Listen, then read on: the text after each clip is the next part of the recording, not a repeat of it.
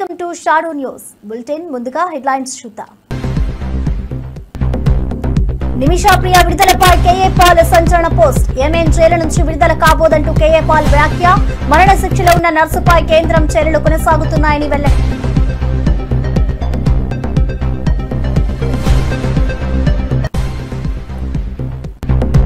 హరిహర వీరమల్లుపై కారుగోరి సునీల్ సంచలన వ్యాఖ్యలు. ప్రభుత్వం వచ్చింది, కావాల్సిన రేట్లు పెట్టుకుంటున్నామని గొప్పగా సాధించట్టు చెప్తున్నారని వ్యాఖ్యలు.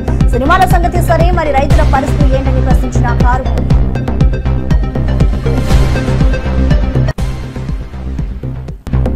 ఈటెల ఓ మోసగాడు అని బీఆర్ఎస్ ఎమ్మెల్యే విమర్శ. రేపు బీజేపీని మోసం చేస్తాడని ఈటెలపై ఆరోపణ. చీటర్ అంటూ ఈటెలపై ఆగ్రహం వ్యక్తం చేసిన కౌశిక్.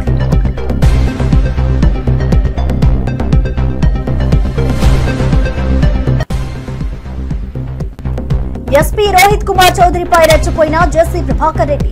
ఏఎస్పీ రోహిత్ ఓ అవినీతి అధికారి, నీపై ఫిర్యాదు చేస్తా, కేసు పెడతానని వెల్లడి. నేను నా కుటుంబ సభ్యులు నీకు వ్యతిరేకంగా పిఎస్ వద్ద ధర్నా చేస్తామని వ్యాఖ్య.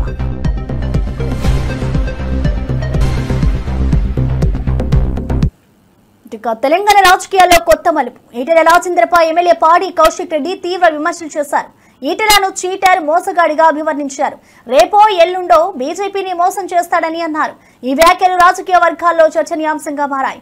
ఈటెల ఇటీవల చేసిన కార్యకలాపాలపై విశ్లేషకులు కూడా విమర్శిస్తున్నారని పాడి కౌశిక్ వ్యాఖ్యలు మరింత వేడినా చేశాయి. బీజేపీకి ఇది కొత్త సమస్యగా మారనుందా అని రాజకీయ వర్గాలు ఆందోళన చెందుతున్నాయి. పాడి కౌశిక్ వ్యాఖ్యలతో రాజకీయ వాతావరణం మరింత వేడెక్కుతోంది. అంటే నువ్వు కాంగ్రెస్ పార్టీలోకి పోతున్నావు, అయింది రేపు నెలలున్నాను ఏడజాలన దిక్కు. ఇప్పుడు ఆల్రెడీ కేసీఆర్ గారిని మోసం చేసినావు, టీఆర్ఎస్ కార్యకర్తలను మోసం చేసినావు, హుజరాబాద్ ప్రజల్ని మోసం చేసినావు.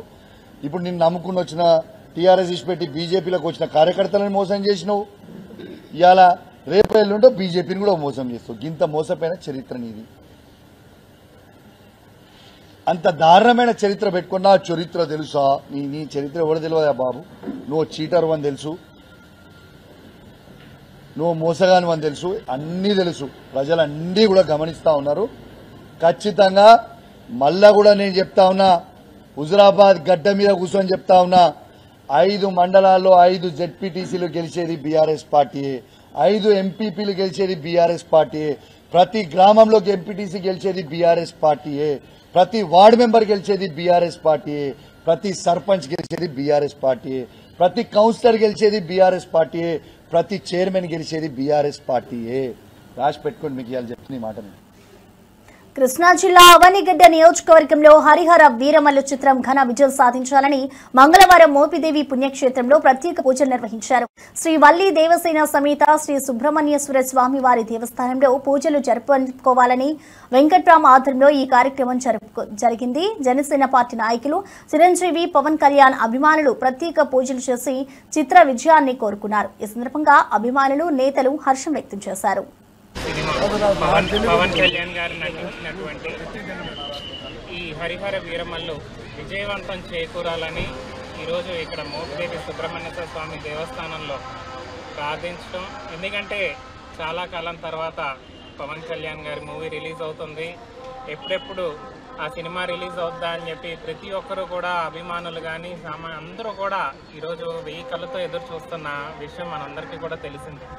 అటువంటిది ఈరోజు విజయవంతం చేకూరి మంచి పేరు తీసుకురావాలి. పవన్ కళ్యాణ్ గారు ఈ రోజున 3.5 సంవత్సరాల తర్వాత విడుదలవుతున్నటువంటి సినిమా ఇది.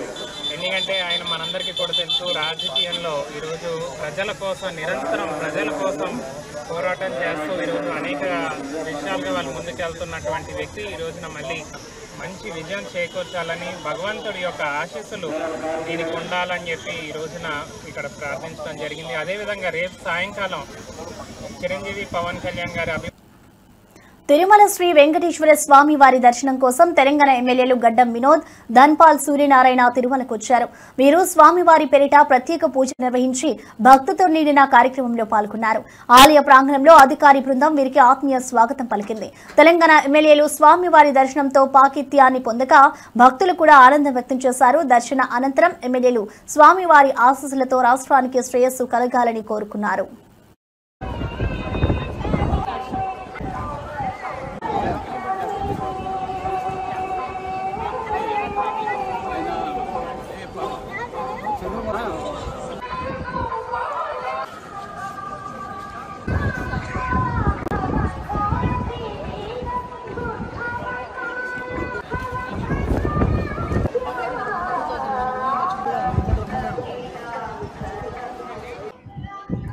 ఓం నమో వెంకటేశాయ నమః. ఆ ఏడుకొండల వాడి ఆశీర్వాదంతో ఇరు రాష్ట్రాల తెలుగు ప్రజలు సుఖ సంతోషాలతో ఉండాలని, ఇప్పుడు ఏదైతే వర్షాకాలంలో రైతుకు అనుకూలమైన వర్షాలు, అతివృష్టి కాకుండా అనావృష్టి కాకుండా మంచి పంటలు పండించాలని, రైతు బాగుంటే మనం బాగుంటాం, దేశం బాగుంటుంది. అదేవిధంగా ఏదైతే తెలంగాణలో ప్రభుత్వం ప్రవేశపెట్టిన, ముఖ్యంగా పేదలకు ప్రవేశపెట్టిన పథకాలన్నీ కూడా అమలు అయ్యే విధంగా ఆ స్వామివారి ఆశీర్వాదం ఉండాలని కోరుకుంటూ మరొక ప్రముఖ తెలుగు నటుడు నందు తిరుమలలో శ్రీవారి దర్శనం చేసుకున్నారు. టీటీడీ ఆలయంలో ప్రత్యేక పూజలతో ఆయన భక్తులను ఆనందభరిత క్షణాల్లో ముంచేశారు. నందు దర్శనంతో ఆలయంలో సందడి నెలకొంది. ఆయన ఈ సందర్భంగా మీడియాతో మాట్లాడి శ్రీవారి దర్శనం తన జీవితంలో ఎంతో ప్రత్యేకమని అభివర్ణించారు. తిరుమలలో అభిమానులు నందును చూసేందుకు ఎగబడ్డారు.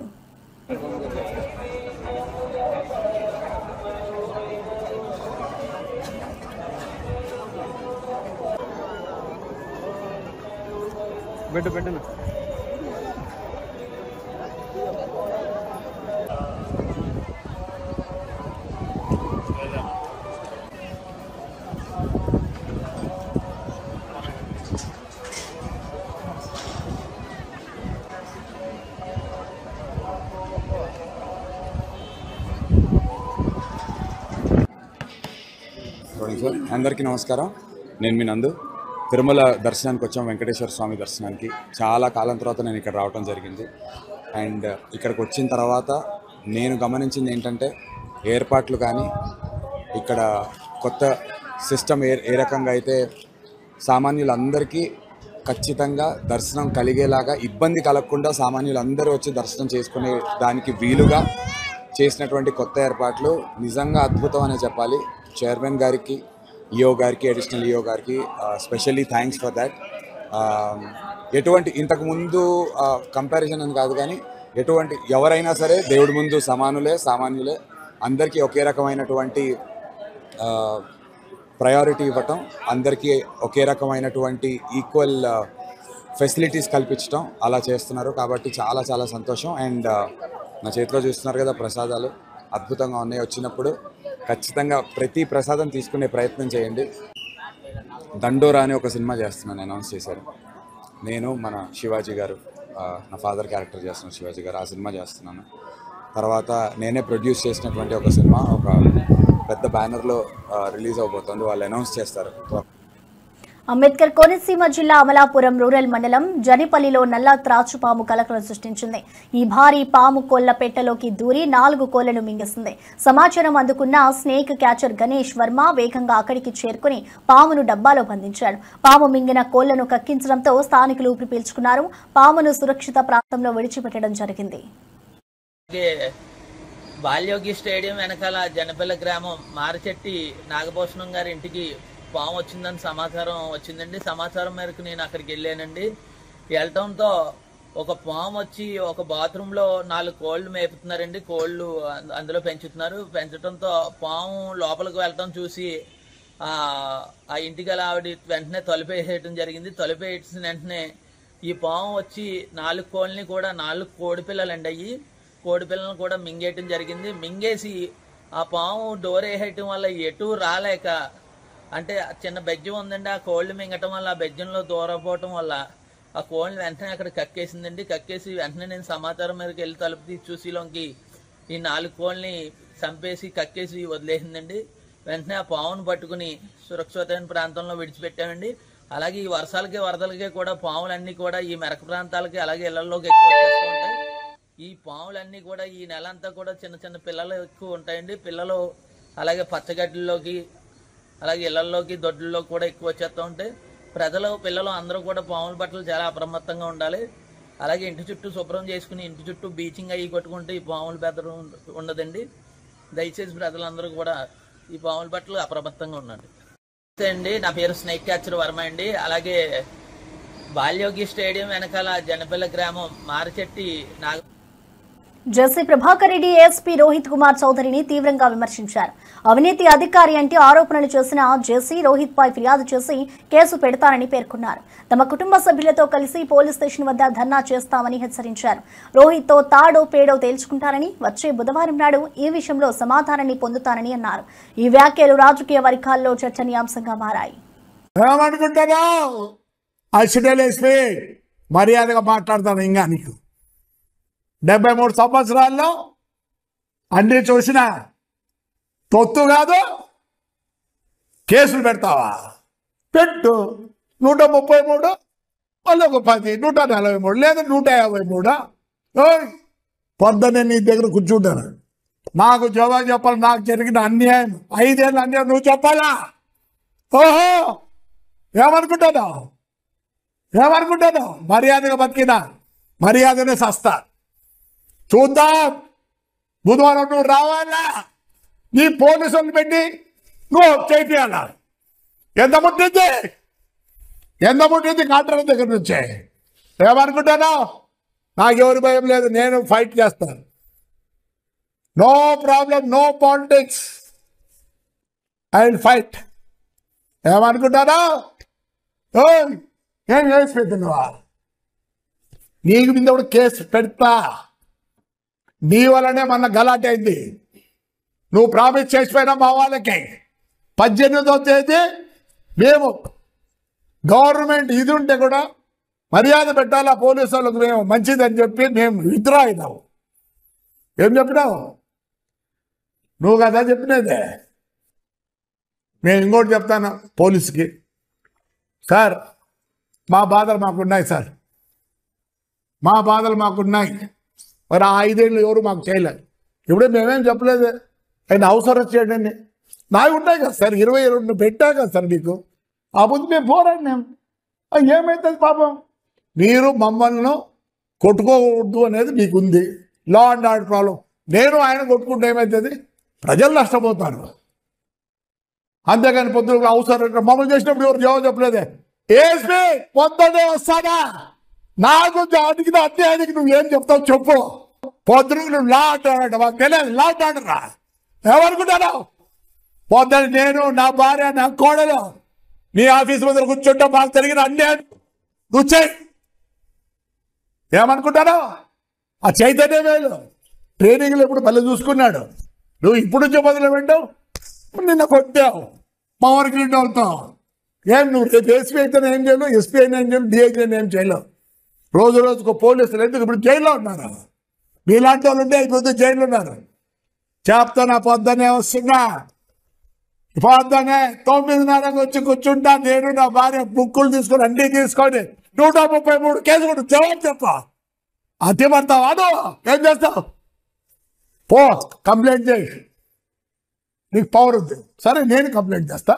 నీ మీద నువ్వు కదా మాకు చెప్పినది. మళ్ళీ కేసులు పెట్టావా? మేము ఎప్పుడు బయటకు వచ్చినాం? అడగండి. మీ సీఏ గారు ఉన్నారు, మీ కెమెరాలు ఉన్నాయి, అన్నీ ఉన్నాయి. తోకే గారు నువ్వే పిలిపించినావు. నీకు అన్నీ తెలుసు. ఏమనుకుంటాను? ఏం నువ్వు వేసి అయితే ఇస్తాం. డ్రెస్కు మర్యాద ఇస్తాం. అదే నీ ఇష్టం. బుధవారం రెడీ. నువ్వు పోలీసు వాళ్ళని పెట్టి కట్టేసి చూస్తా. Yes, with all the GOs will come. We can fight. Harihara Veeramallu చిత్రంపై కారుమూరి సునీల్ తీవ్ర వ్యాఖ్యలు చేశారు. ప్రభుత్వంపై విమర్శిస్తూ కావాల్సిన రేట్లు పెట్టుకుంటున్నారని ఆరోపించారు. సునీల్ మాట్లాడుతూ సినిమాల సంగతి సరే, కానీ రైతుల పరిస్థితి ఏమిటని ప్రశ్నించారు. మీ సినిమా టికెట్లు అమ్ముకుంటే ఎవరి కడుపు నిండుతుందంటూ తీవ్ర వ్యాఖ్యలు చేశారు. ఈ వ్యాఖ్యలు సినీ పరిశ్రమలో చర్చనీయాంశంగా మారాయి. Harihara Veeramallu cinema audio function లో ఆయన మాట్లాడుతున్నారు. మన ప్రభుత్వం వచ్చింది, మనకు కావాల్సిన రేట్ పెట్టుకుంటున్నాము అని చెప్పి ఏదో పెద్ద గొప్పగా ఏదో ఒక సాధించినట్టుగా చేస్తున్నారు. కానీ మన రాష్ట్ర రైతుల సంగతి ఏంటి? మరి ఈ మండలంలో, ఈ నియోజకవర్గంలో మరి కోకో రైతులు నష్టపోతున్నారు గిట్టుబాటు ధర లేక. మరి అలానే ఆయిల్ పామ్ రైతులు ఇబ్బందులు పడుతున్నారు, టొబాకో రైతులు ఇబ్బంది పడుతున్నారు. మరి ప్రతి ఒక్క రైతులు ఇబ్బంది పడుతున్నారు. ఎక్కడ రైతు బంధు అన్నారు. ఎక్కడ రైతు బంధు? ఎక్కడ? రైతుల్ని ముంచేసి రైతులకు కావాల్సింది చేయకుండా మీ సినిమా టికెట్లు గొప్ప. ఎవరు కడుపు నిండుతుంది? సినిమా టికెట్లు అమ్ముకుంటే మీ కడుపు నిండుతుంది. మరి రైతుల కడుపు ఎవరు నింపుతారు? కాబట్టి మీరంతా కూడా రైతులకు చేయండి, సామాన్య ప్రజల కోసం మీరు చేయండి. కానీ కేవలం పెద్ద పెద్ద కంపెనీల కోసము లేకపోతే సినిమా వాళ్ళ కోసము ఈ ప్రభుత్వం రాలేదు. సామాన్య ప్రజలు బాగోగుల కోసం ఈ ప్రభుత్వం పనిచేయాలని చెప్పి వైఎస్ఆర్ కాంగ్రెస్ పార్టీ తరఫున డిమాండ్ చేస్తారు. పవన్ కళ్యాణ్ గారు నిన్న సినిమా పేరు హరిహర వీరమల్లు. జగిత్యాల జిల్లా బీర్పూర్ మండలంలో వృద్ధ దంపతులు చంద్రయ్య, లక్ష్మీబాయి దారుణ పరిస్థితిలో ఉన్నారు. సతీష్ అనే మనవడు వారి ఇంటిని తన పేరు మీద రిజిస్ట్రేషన్ చేయించాలని వేధిస్తున్నాడు. రిజిస్ట్రేషన్ చేయకపోతే ఇంటి నుంచి గెంటిస్తానని బెదిరించాడు. దిక్కుతోచని స్థితిలో ఉన్న వృద్ధులను కుమార్తె మంజుల తన ఇంటికి తీసుకెళ్లింది. దీంతో సతీష్ అత్త మంజుల ఇంటిపై దాడి చేశాడు. ఈ పరిణామాలతో దంపతులు స్థానిక పోలీసులకు ఫిర్యాదు చేశారు. బీజేపీ రాష్ట్ర అధ్యక్షులు రామచంద్రరావు గారి వైఖరి బీసీలకు వ్యతిరేకంగా కనిపిస్తున్నది. తెలంగాణ బీజేపీ అధ్యక్షుడు రామచంద్రరావు బీసీలపై వ్యతిరేక వైఖరి చూపుతున్నారని ప్రభుత్వ విప్ ఆది శ్రీనివాస్ ఆరోపించారు. బీసీ రిజర్వేషన్ అంశంలో సీఎం రేవంత్ రెడ్డి చిత్తశుద్ధిని ప్రశ్నించే హక్కు బీజేపీకి లేదన్నారు. మైనారిటీ రిజర్వేషన్ల ద్వారా బీసీలకు అన్యాయం చేయడానికి బీజేపీ ప్రయత్నిస్తుందని విమర్శించారు. బీసీ రిజర్వేషన్ల విషయంలో ప్రధాని మోదీని రామచంద్రరావు నిలదీయాలని డిమాండ్ చేశారు. ఈటెల, ధర్మపురి అరవింద్ ఎందుకు స్పందించట్లేదని ప్రశ్నించారు. బీసీలకు 42% రిజర్వేషన్ల కోసం కులగణన చేసి చట్టం చేసి గవర్నర్కు పంపారు. 9వ షెడ్యూల్లో చేర్పించాల్సిన బాధ్యత కేంద్రానిదేనని ఆది శ్రీనివాస్ పేర్కొన్నారు. బీసీలకు రిజర్వేషన్ రావద్దని కోరుకుంటున్నట్టుగా ఆయన వైఖరి కనిపిస్తా ఉంది. తెలంగాణ రాష్ట్రంలో మాట్లాడుతున్నప్పుడు బీసీల రిజర్వేషన్ ఆహ్వానిస్తున్నామని చెబుతూనే ఢిల్లీకి వెళ్లగానే బీసీల వ్యతిరేకిగా మారుతూ ఈరోజు మా చిత్తశుద్ధి గురించి మాట్లాడుతున్నాడు. మా చిత్తశుద్ధిని మీరు శంకించవలసిన అవసరం లేదు. మా గౌరవ ముఖ్యమంత్రి రేవంత్ రెడ్డి గారి ఆలోచన విధానాన్ని మీరు తప్పుపట్టవలసిన అవసరం లేదు. రాజకీయ కోణంలో చూస్తూ ముస్లిం రిజర్వేషన్ అడ్డు పెట్టుకుని బీసీలకు అన్యాయం చేయాలని చూస్తుంది భారతీయ జనతా పార్టీ. రామచంద్రరావు గారు కూడా బీజేపీ రాష్ట్ర అధ్యక్షుడు హోదాలో ప్రధానమంత్రిగా నిలదీయాల్సినటువంటి అవసరం ఉందని మాట సందర్భం చెప్తా ఉన్నాం. ఈరోజు బీజేపీలో ఉన్నటువంటి బీసీ నేతలు ఈ అంశంలో మాట్లాడాల్సిన అవసరం ఉంది. ఎంపీలో ఉన్నటువంటి ఈటల రాజేందర్ గారు, ధర్మపురి అరవింద్ ఏం చేస్తున్నారో చెప్పిన మాట సందర్భంగా సిపిఐ నేత నారాయణ పహల్గాం పర్యటనలో కేంద్ర ప్రభుత్వంపై తీవ్రమైన విమర్శలు చేశారు. పహల్గాం విషాద ఘటనకు కేంద్రం నిర్లక్ష్యమే కారణమని అన్నారు. ఆపరేషన్ సింధూర్ విషయంలో అనేక అనుమానాలు ఇంకా నివృత్తి కావాలని పేర్కొన్నారు. పహల్గాం ఉగ్రదాడి, ఆపరేషన్ సింధూర్ అంశాలను పార్లమెంట్లో చర్చించి సమగ్ర విచారణ జరగాలని నారాయణ డిమాండ్ చేశారు. సింధూరి ట్రైనింగ్ పోవాలంటే దాడులు మొత్తం చేశారు. వర్షాలు ఎక్కువైనాయి. ఇవాళ ఎక్కడైతే టెర్రరిస్ట్ కాల్పులు చేశారో అక్కడ చూడడానికి కుదరలేదు. అదే పెద్ద విషాదం. అయితే ఈ విషయం టోకన్ ఉన్న వాళ్ళంతా మాట్లాడుతుంటే ఆ పహల్గాంలో జరిగినటువంటి ఘటన, ఆ సింధూరి పార్క్ ఘటన చూసినప్పుడు తగినంత శ్రద్ధ కేంద్ర ప్రభుత్వం తీసుకోలేదు. దాదాపు 60-70 లక్షల మంది జనాభా, 7 లక్షల మంది ఆర్మీ మొత్తం ఆడబెట్టా ఉంది. ప్రతి 200 గజాలకు ఒక క్యాంప్ ఉంది. అంత ఇంటెన్సివ్గా ఉన్న చోట మరి బ్రిటిష్ అంతా ఉంటే అక్కడ వచ్చి విచ్చలవిడిగా కాల్చిపోయేసి 20 మంది కాసేసి అందులో నవ్వద్దు వేసేసారు. ఇవన్నీ చూసినప్పుడు సరైన శ్రద్ధ తీసుకోవలేదని అభిప్రాయం లోకల్కి అందరికీ ఉంది. ఆ తర్వాత జరిగిన ఘటన పైన కూడా సింధూరి యాక్షన్ ప్లాన్ తీసుకున్నటువంటి అనేక విధంగా అనుమానాలు ఉన్నాయి. అంటే ఈ అనుమానం నివృత్తి కావాలంటే పార్లమెంట్లో చర్చ జరగాలి. ఏం జరిగింది అక్కడ దాన్ని చెప్పాలి. పార్లమెంట్లో చర్చ జరగకుండానే అమరావతి రాజధాని నిర్మాణం పునఃప్రారంభమైందని మంత్రి నారాయణ తెలిపారు. 360 ట్రంక్ రోడ్లకు సంబంధించిన టెండర్లు ఇప్పటికే పిలిచినట్లు పేర్కొన్నారు. 1500 కిలోమీటర్ల లేఅవుట్లకు సంబంధించిన టెండర్లు సైతం పూర్తయ్యాయని చెప్పారు. 2014-19 కాలంలో టెండర్ పనులను గత ప్రభుత్వం నిలిపివేస్తుందని విమర్శించారు. ప్రస్తుతం అన్ని పనులు వేగంగా కొనసాగుతుండటంతో అమరావతి అభివృద్ధి దిశగా అడుగులు పడుతున్నాయని వెల్లడించారు. అక్కడ సివరేజ్ వాటర్ కానీ, డ్రింకింగ్ వాటర్ కానీ, ఎలక్ట్రికల్ లైన్స్ కానీ, వాకింగ్ పాత్స్ కానీ, సైక్లింగ్ పాత్స్ కానీ అన్నీ ఇంటిగ్రేటెడ్గా యాక్చువల్గా అవి వేగవంతంగా వర్క్స్ జరుగుతున్నాయి. అదేవిధంగా లేఅవుట్స్కు సంబంధించి దాదాపు 1500 కిలోమీటర్స్ లేఅవుట్ స్టాండర్డ్స్ కూడా ఆల్మోస్ట్ అన్నీ అయిపోయినాయి. ఆ వర్క్ కూడా టేకాఫ్ అయింది. అదేవిధంగా ఏదైతే అధికారుల కోసంగా 4000 హౌసెస్ 2014-19లోనే టెండర్లు ఇచ్చి ఆ వర్క్స్ టేకప్ జరిగింది. అయితే గత ప్రభుత్వం ఆపేసింది. అయితే వాటిని మళ్ళీ ఈ ప్రభుత్వం రాగానే ఉన్న లీగల్ హర్డిల్స్ అన్నింటినీ ఎటువంటి ఇబ్బంది లేకుండా ఓవర్కమ్ చేసి ఆ వర్క్స్ కూడా టెండర్ పిలవడం జరిగింది. ఇవన్నీ వర్క్స్ అన్ని వర్క్స్ టేకప్ అయినాయి. ఇవాళ నేను జడ్జెస్ బంగ్లాసు, మినిస్టర్ల బంగ్లాలు, ఐఏఎస్ ఆఫీసర్ల బంగ్లాలు, తర్వాత ఐఏఎస్ ఆఫీసర్ల అపార్ట్మెంట్లు, ఈ ఎమ్మెల్యే ఎమ్మెల్సీల యొక్క అపార్ట్మెంట్ ఇవన్నీ యాక్చువల్గా పరిశీలించి అధికారులతో డిస్కస్ చేశాను. చిన్న చిన్న అంటే మ్యాన్ పవర్ ఆల్మోస్ట్ 90% పెట్టారు, ఇంకా 10% పెట్టాలి. అదేవిధంగా ఎక్విప్మెంట్ అంటే ఇప్పుడు కన్స్ట్రక్షన్ సంబంధిస్తే షంటింగ్ సామాన్ పెట్టాలి కొంత, ఇంకా ఒక 20% షార్టేజ్ ఉంది. అది కూడా ఈ నెలాఖరుగా పెడతామన్నారు. దానికి సంబంధించిన లేబర్ ప్రపోజల్ షీట్ కూడా ఈ నెలాఖరుగా చేస్తామన్నారు. ఈరోజు తీసుకుంటే అమరావతి క్యాపిటల్ సిటీలో ఎమ్మెల్యేలు ఎమ్మెల్సీలకి దాదాపు 12 టవర్లు 288 హౌసెస్ కడుతున్నాం, 288 అపార్ట్మెంట్స్, 12 టవర్లు. అదేవిధంగా ఆల్ ఇండియా సర్వీసెస్ ఆఫీసర్స్కి, ఐఏఎస్ ఆఫీసర్స్కి, వాళ్ళకి ఐపీఎస్ ఆఫీసర్లకి 6 టవర్లు, 144 అపార్ట్మెంట్స్. ఇవి కూడా దాదాపు అయిపోయింది. మనం అక్కడే ఉన్నాం, ఇప్పుడు మనం ఉండేది అక్కడే, ఫినిషింగ్ కూడా అయిపోయింది. ఇంటర్నల్గా కొంత ఫర్నిచర్ని దాన్ని సెర్చ్ చేస్తున్నారు. అదేవిధంగా ప్రిన్సిపల్ సెక్రటరీస్ తీసుకుంటే 25 బంగ్లాలు, సెక్రటరీస్ బంగ్లాలు తీసుకుంటే 90, అదేవిధంగా జడ్జెస్ బంగ్లాస్ తీసుకుంటే 36, మినిస్టర్స్ బంగ్లాస్ తీసుకుంటే 35. జగదీప్ ధన్కడ్ ఉపరాష్ట్రపతి పదవికి రాజీనామా చేయడంతో కాంగ్రెస్ ఎంపీ చామల కిరణ్ కుమార్ రెడ్డి తీవ్ర దిగ్భ్రాంతి వ్యక్తం చేశారు. ఉదయం సభలో జగదీప్ ధన్కడ్ దేశ భవిష్యత్ కోసం పార్టీలకు అతీతంగా విభేదాలను పార్లమెంటు బయట వదిలిపెట్టాలని సూచించినట్లు తెలిపారు. ధన్కడ్ నిర్మాణాత్మక మార్గంపై మంచి సందేశం ఇచ్చిన వ్యక్తి అని కీర్తించారు.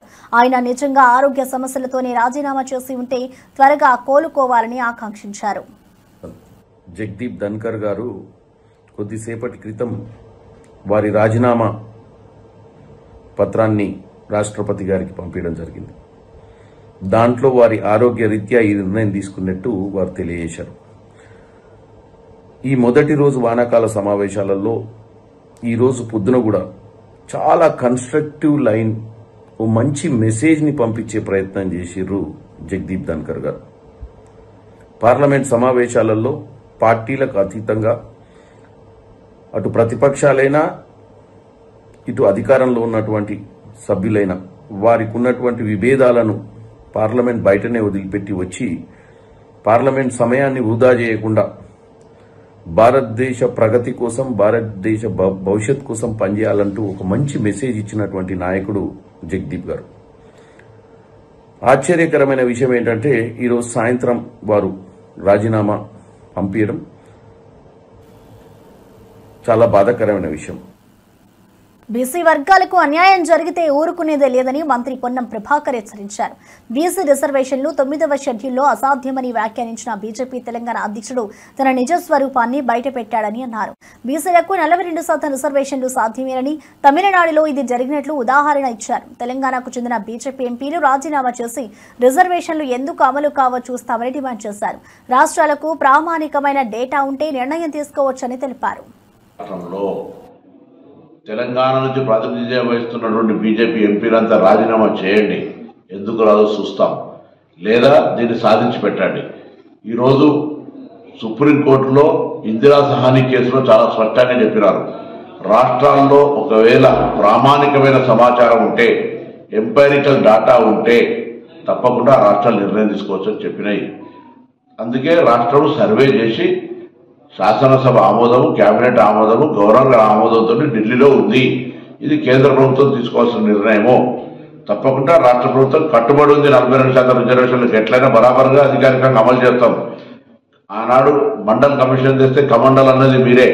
ఇవాళ మళ్ళీ మీ యొక్క వక్ర బుద్ధిని ఈరోజు మళ్ళీ బీసీలపై కుట్రలు చూపెడతా ఉన్నారు. దీన్ని తెలంగాణలో ఉన్నటువంటి అన్ని బీసీ వర్గాలు, కుల సంఘాలు బీజేపీ నిజ స్వరూపాన్ని గమనించి 42% రిజర్వేషన్లు ఇచ్చే ప్రక్రియలో ఆ రిజర్వేషన్ అమలయ్యే విధంగా కాపాడుకునే ప్రయత్నంలో మరి ముందుండాలని సందర్భంగా కోరుతూ కేంద్రం బీజేపీ జనసేన ఎమ్మెల్యే బొలిశెట్టి శ్రీనివాస్ చేసిన వివాదాస్పద వ్యాఖ్యలు ఇప్పుడు రాజకీయ వర్గాల్లో సంచలనంగా మారాయి. ఆయన రోజా గురించి జగన్ పై చేసిన విమర్శలు ప్రజల్లో ఆసక్తి రేకెత్తిస్తున్నాయి. మనమేమీ మాట్లాడకపోతే ఈ రప్పా గాళ్లు రోడ్డెక్కి మాట్లాడుతుంటారు అంటూ ఆయన చేసిన వ్యాఖ్యలు ఈ వివాదాన్ని మరింత హాట్ టాపిక్ గా మార్చాయి. రోడ్లెక్కి మాట్లాడుతూ ఉంటే మనమంతా ఎక్కడున్నామో అర్థం అవట్లేదు నాకు. ఇవాళ రోజా మాట్లాడుతూ ఉంది, ఎమ్మెల్యే నా కొడుకులంట. అది ఆడదో మగదో ఎవరికి తెలియదు.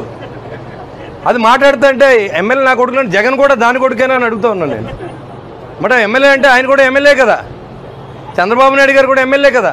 ఆయన వయసు ఎంత, వీళ్ళ వయసు ఎంత, నా వయసు ఎంత, రోజా వయసు ఎంత? ఇలాంటి దురదృష్టకరమైన బూతులు కొంతమంది కాపుల్ని ఉసుగొల్పి వాళ్ళతోనే స్టేట్మెంట్లు. అంబటి రాంబాబు, పేరు నాని, పనికిమాల వాళ్ళంతా వచ్చి దబ్బుంటే అరెస్ట్ చేసుకోమన్నారు. వీళ్ళు ఒకటే వంక. వీళ్ళందరూ ఏమో ఇళ్లలోని ఆడవాళ్ళు తిట్టి, చంద్రబాబు గారిని తిట్టి, కన్నాలేసి, వీళ్ళందరూ ఇవాళ ఏంటంటే కక్ష సాధింపు పేరుతో మేము జైలుకి వెళ్తున్నాం, మళ్ళీ కూటమి ప్రభుత్వం కక్ష సాధిందని చెప్తూ ఉన్నారు. వేల కోట్ల రూపాయలు కుంభకోణాలు ఉన్నాయి లోకోడు వెనకాల. ఇవాళ మిథున్ రెడ్డిని అరెస్ట్ చేశారు. రాబోయే రోజుల్లో జగన్మోహన్ రెడ్డిని కూడా అరెస్ట్ చేస్తారు. దాంట్లో ఎలాంటి ఆశ ఇది లేదు. ఎందుకంటే గజ దొంగ అతను. వీళ్ళందరూ మామూలు దొంగలైతే గజ దొంగ. లిక్కర్లో మొత్తం దోచుకున్నాడు, గనులన్నీ దోచుకున్నారు, ఇసుకంతా దోచుకున్నారు, అడవి నుంచి వచ్చిన డబ్బు కూడా అమ్ముకున్నటువంటి ప్రభుత్వం ఇవాళ మళ్ళీ సంవత్సరం అయిపోయిన తర్వాత ఇక్కడ శాసనసభ్యుడు మళ్ళీ రోడ్డెక్కి అంతా మర్చిపోయారు. మనం ఇంటింటికి ఒక ఖాతా పెట్టి డబ్బు లాక్కున్నటువంటి లూటీ చేసిన వ్యక్తి అయినటువంటి కొట్టు సత్యనారాయణ కూడా ఇవాళ మాట్లాడుతూ ఉన్నాడు. ఇంతకంటే దురదృష్టం ఇంకోటి ఏముండదు. సంవత్సర కాలంలో ఎవరు మర్చిపోరు. ఇవాళ బాధితులు సంఘంగా కొట్టు యెమెన్లోని సనా జైల్లో ఉన్న భారతీయ నర్సు నిమిషా ప్రియ విడుదలకు రంగం సిద్ధమైంది. నిమిషా ప్రియ మరణ శిక్ష రద్దు చేయించిన ఘన విజయం సాధించడంలో కీలక పాత్ర పోషించిన నాయకులందరికీ కేఏ పాల్ కృతజ్ఞతలు తెలిపారు. నిమిషా ప్రియ విడుదల భారతీయులకు విశేష సంతోషం కలిగించింది. ఈ సందర్భంగా కేఏ పాల్ నిమిషా ప్రియను బయటకు తీసుకురావడం ఎంతో సంతోషకరమని, ఈ విజయానికి సహకరించిన అందరికీ రుణపడి ఉన్నామని తెలిపారు.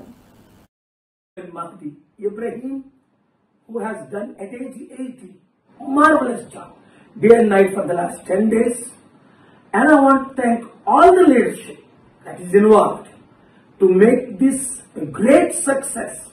That Nimisha Priya death is cancelled.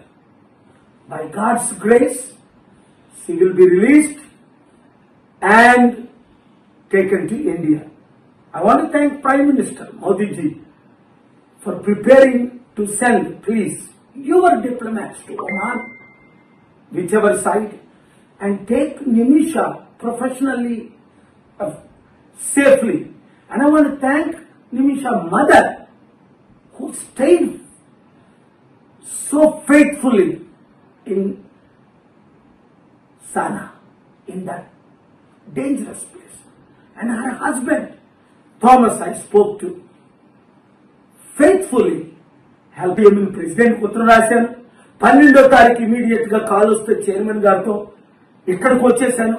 13 నుంచి కంటిన్యూ మీటింగ్స్. 16ని తను చంపేస్తారు అని అన్ని కన్ఫర్మ్ అయిపోయి మీడియాలో మనం చూసాం. కుటుంబం ఒప్పుకోలేదు, గవర్నమెంట్ ఒప్పుకోలేదు, ఎవరో ఒప్పుకోలేదు. అప్పుడు దేవుడికి ఏడ్చుకున్నాం కదా, ప్రార్థన చేశాం కదా, మీరందరూ ప్రార్థించారు. ముస్లిం లీడర్స్, మీరు అక్కడ ఉన్న క్రిస్టియన్ లీడర్స్, హిందూ లీడర్స్ అందరూ ప్రార్థించారు నిమిషా ప్రాణాన్ని కాపాడడం కొరకు. అలాగే అనేక ప్రాణాలు మనం కాపాడాలి, ఇదొకటే కాదు. కానీ దీని ప్రాముఖ్యత ఏంటి అన్నది తర్వాత మీకు అర్థమవుతుంది. ఇది ఎట్లా జరిగింది అన్నది మీకు తర్వాత అర్థమవుతుంది, ఇప్పుడు కాదు. ఇప్పుడు ఆ కుటుంబాన్ని అందరికీ నేను వందనాలు చెప్తున్నాను. ముఖ్యంగా మీడియా మిత్రులు, మీరే కానీ ఇది హైలైట్ చేయకపోతే నాకు తెలియకపోతే, అసలు నాకు తెలిసిందే ఢిల్లీలో ఒక సీనియర్ మోస్ట్ మన తెలుగు మీడియా మిత్రుల ద్వారా. మరిన్ని అప్డేట్స్ కోసం చూస్తూనే ఉండండి షాడో న్యూస్.